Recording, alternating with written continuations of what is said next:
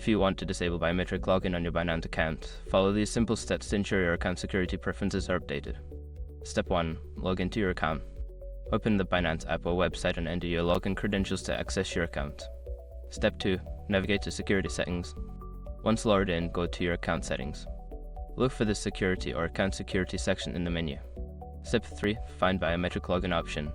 In the Security settings, locate the option for Biometric Login.